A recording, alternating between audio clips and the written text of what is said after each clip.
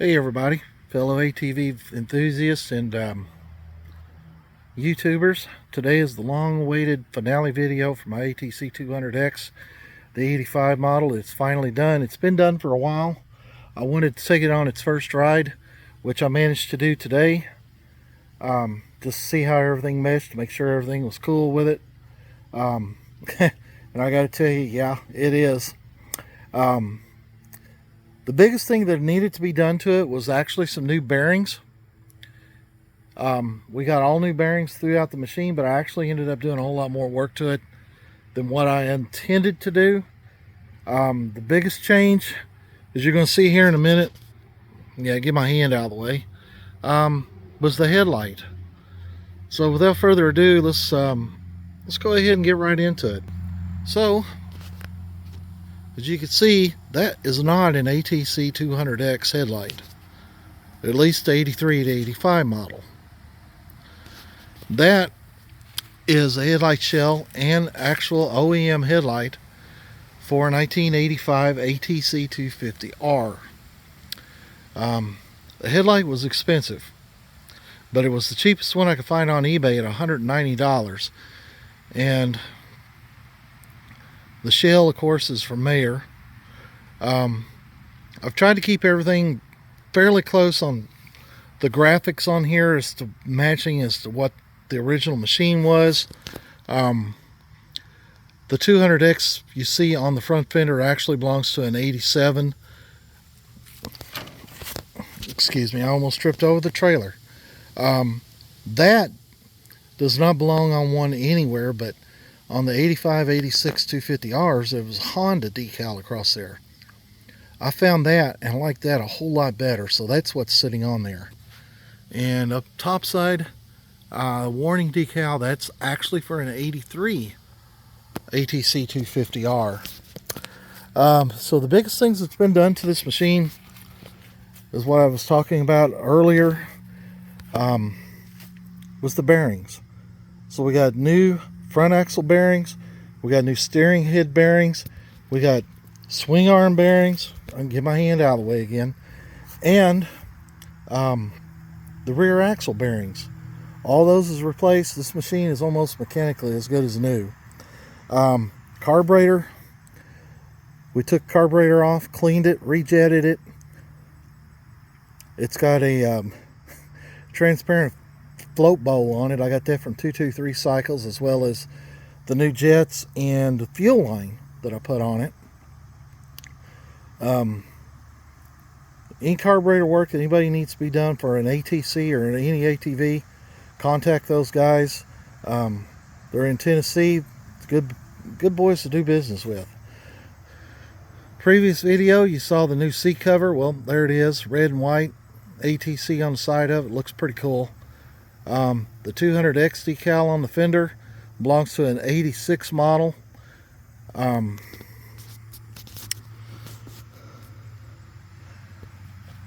Scott grips, new ASV levers. I'm just going to kind of go over the whole machine as to what's been done. The Renthal handguards, which, believe me, those things came in really, really handy today. There's titanium bolts all through this machine. I've replaced just about as many as I could. I've still got a few more to do, which includes the lower and the upper motor mounts, which I actually have those bolts. I just haven't been able to get the time to put them in yet. To get the correct length, I had to go all the way and order them from a place called Race TI in Leeds, England. Yeah. The rest of the titanium bolts, plus a few assorted aluminum nuts and bolts here and there in non-stress areas, came from Forworks, Race Tech, and Pro Bolt. So I've actually got 4 different suppliers for the titanium and aluminum bolts and screws and nuts that's on here. Amazing, huh? Of course, those caps on top of the forks, those come from a supplier who has an eBay store. Forgive me, the name slips me right now. You could probably check an earlier video, because I know I mentioned it then. Titanium lug nuts from an outfit called Power Sports Surplus. All 3 wheels Another change that I really didn't plan on making, but I eventually did. Foot pegs in the gear shifter. I replaced the original gear shifter with one from IMS, and the foot pegs are from an outfit called Wicked Metal Design in West Virginia. And man, believe me, those are some tough pegs. Whatever weight savings I might have gathered from using titanium here and there, I gained all the way back with that set of foot pegs because they are very heavy. They're wider, they're longer than the OEM. You can see they got a nice kick up on the end of it here. And check out how thick it is. Yeah, these suckers are heavy, but they are extremely well made. New tires, as mentioned in a previous video, from Sun F. I'm not real familiar with them, but today was my first ride with them, and I'm very impressed with them. I really, really like them. The original tire size was a 22/11/8. These are actually a 22/10/8, so they're about an inch narrower. Yeah, as you can see, it's still tied down onto my trailer. Out here on the back end, that is a Pro Taper chain with some new Sunstar sprockets. The brakes have been completely gone through, front and rear. I have a new front master cylinder, new front brake line, braided stainless, and the caliper has also been rebuilt. Backside, the caliper back here has also been rebuilt.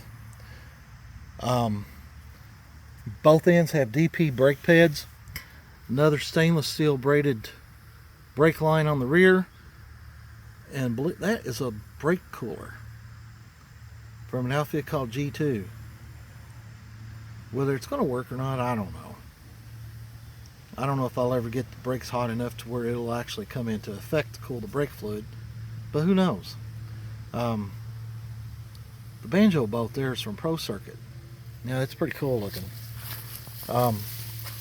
One thing I done, as you can see right there, that clevis is from a company called Fast. That's actually for the TRX 250R model. But as you can see, it works just fine here. As I said,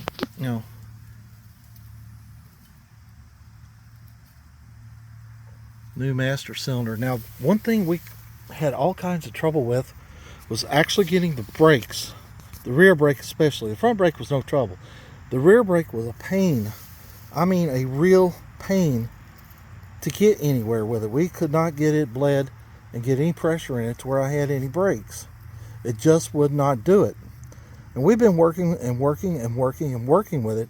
And finally, 2 weeks ago, we come up with the idea, well, maybe there's something else that we're not seeing. And what it turns out, this hose right here was actually collapsing and not letting enough fluid through to get enough pressure built up. So we went up to our local hardware store, got a piece of heavy duty fuel line, put that on it, and hey, within a few minutes we had brakes. Cool. There's some more of those aluminum bolts. Those are from Po Bolt.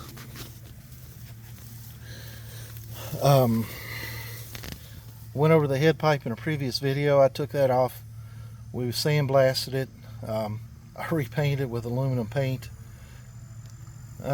I think it looks alright. It's not black. I didn't pay attention to the can when I picked it up. I just grabbed it. One thing I forgot to mention, those bolts are new titanium bolts there also. And then I've got engine dress-up kit. Replace all the old bolts with Allen head cap screws. Make it a whole lot easier to do anything with if something needs to be done to it. A few years ago I had a new Barnett clutch put in it. It's got a K&N air filter in it. I'm burning 94 octane VP gas. Seems to be doing very well with that. Of course, the original fork boots was blue.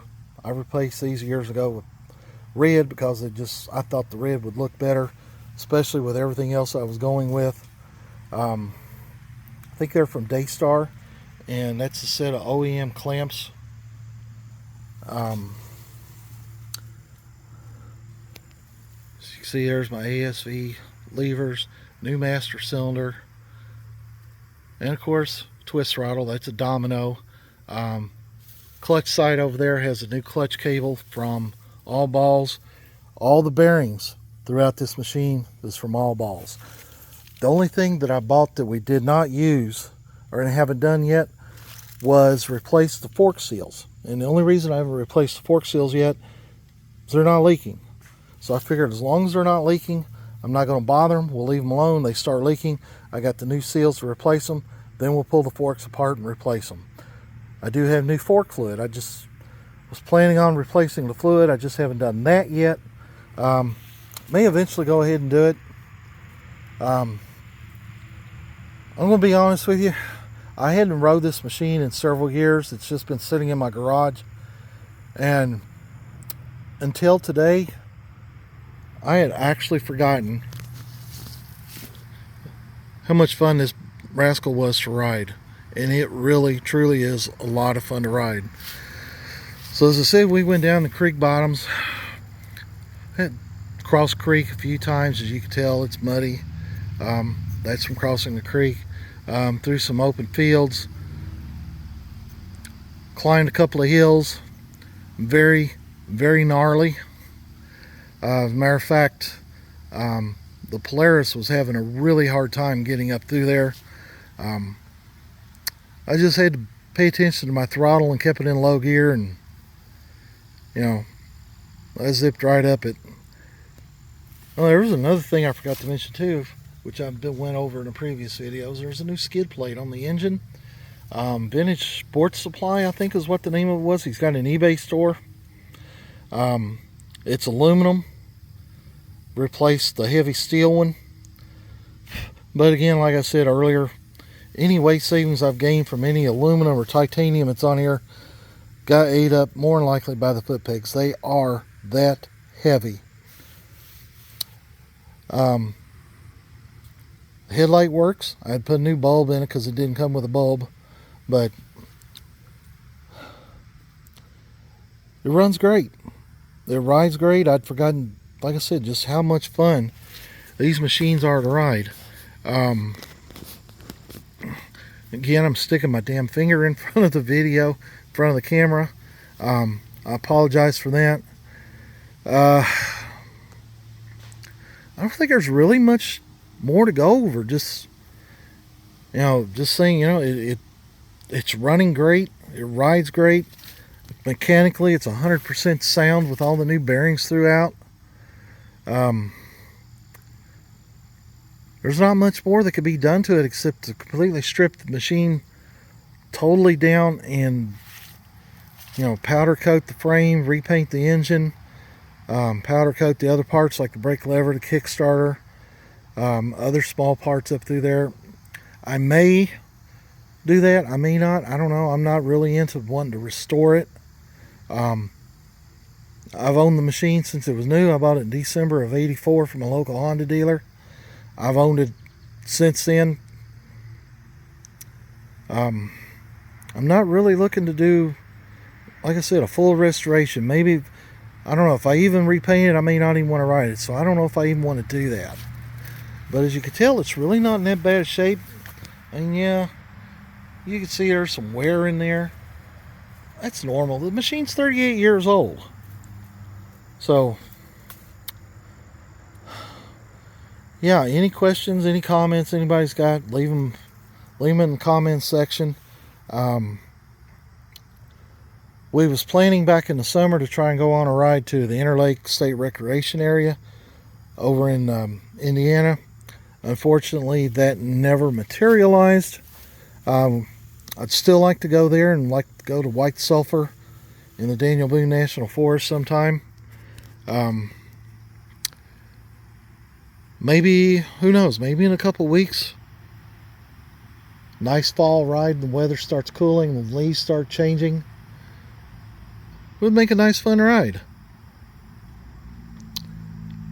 So, I think I'm going to cut the video off there.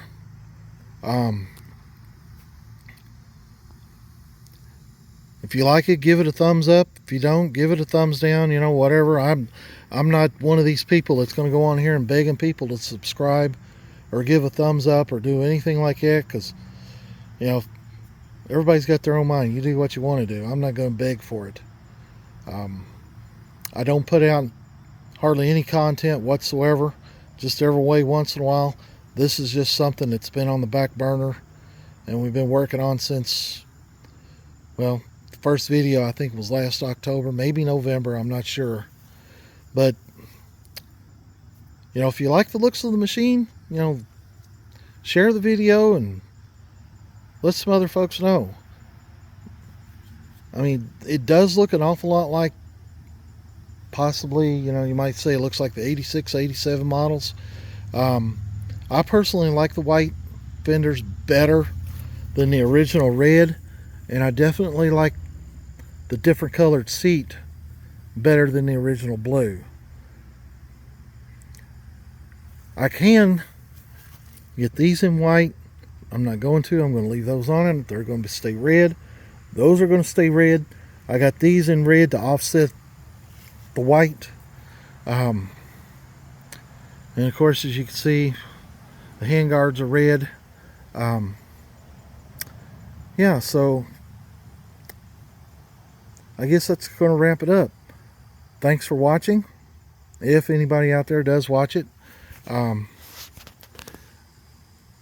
that's going to conclude this video. Dirty Bob signing off. Thank you very much. So long.